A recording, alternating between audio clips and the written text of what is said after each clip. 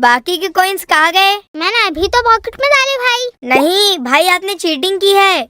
नहीं तो, आपका ध्यान कहीं और था भाई। ऐसा क्या? और ये क्वीन गई। और ये लोग कवर भी। चैंपियन साउथ जीत गया। ये ओह नो। आप लोग बैठिए, मैं प्राइज ले आती हूँ।